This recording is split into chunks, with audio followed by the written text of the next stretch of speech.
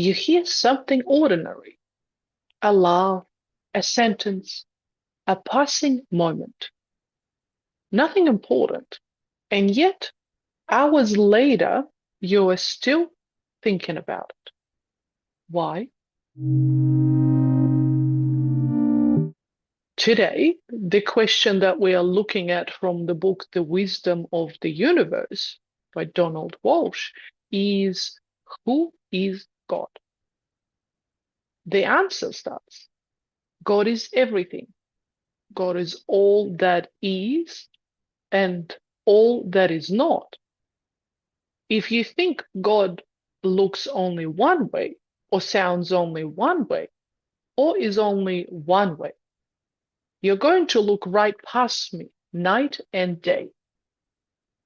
There is a divine purpose behind everything, and therefore a divine presence in everything.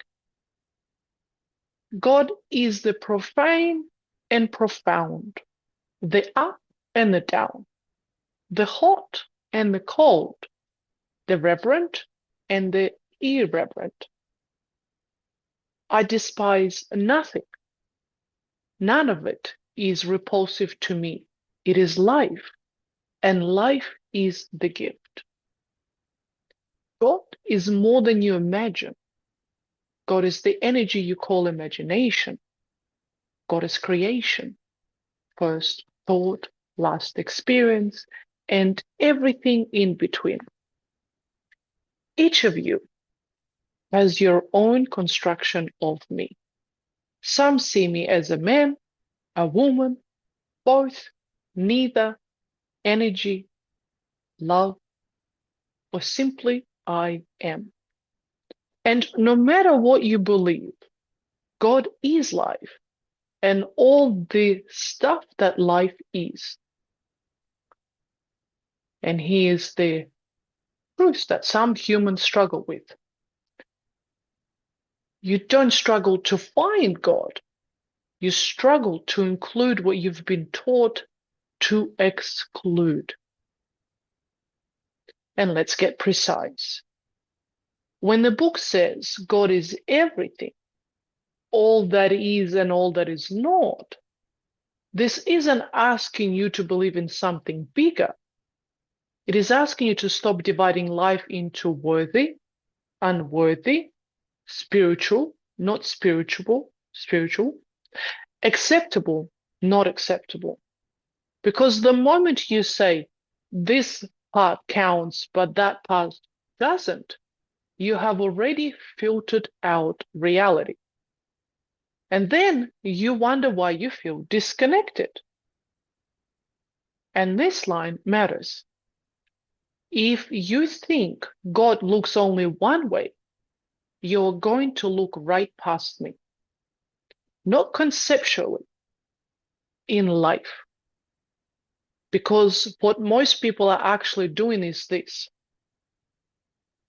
They're looking for God in calm moments, beauty, connection, meaning, but not in frustration, awkwardness, endings, tension, boredom. So they miss half of life and call it absence. So the book says, God is in the profane and the profound, the reverent and the irreverent. That's the part most people skip. I am still doing my best. Because it removes control. It means you don't get to decide where life is valid. And this is what it looks like in real life. You are in a conversation. Someone says something slightly off. You feel it. A small pause in your body. You don't rush to fix it. You don't over-interpret it. You stay present because you're not trying to turn the moment into something else. You're walking. You hear a random sentence from someone passing by, and it lands, not because it's a sign, but because something in you recognizes it. And you don't chase it, you just register it. Or you're sitting at a table. You realize something about your life, not dramatic, just clear. And instead of turning it into a story, you let it be simple.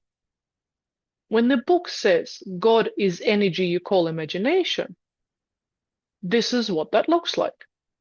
You have an idea, a direction, a shift, and instead of questioning it 10 times, you move one step with it. Not because you're certain, because you are available. And this line, I despise nothing. It is life, and life is the gift. This becomes real when something doesn't go your way and you don't immediately label it as wrong. I'm still working on it. You adjust, you include it, you respond. This does not mean everything is good or you have to like everything. It means you stop rejecting parts of life as if they don't belong. Discernment stays, but rejection softens. I had a moment like this, simple. I was about to dismiss something. It didn't look important, didn't feel meaningful. I almost moved past it. Then I remembered God is everything or nothing is. I paused, actually paused. Again, as I keep sharing, pause is now my most favorite thing to do. It slows me down. So I allowed my body to settle and I stayed with it. Nothing dramatic happened. No big realization, just presence. And later, that moment connected actually to something else. Not because I chased it, because I did not exclude it. So let me leave you with this. Where in your life are you still deciding what counts and what doesn't? And I'm going to read the last passage of Who is God.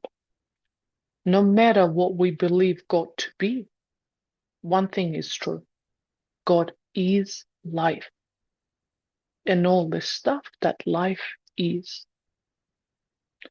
What continues to help me when I do forget, when I'm spiraling it down, or I enjoy how Abraham Hicks says, I'm off my happy disc, is I read the sentences out loud and slowly.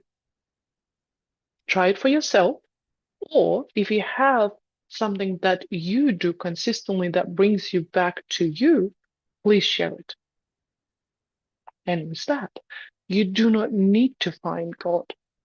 You need to stop editing life. If this is landing, stay with me.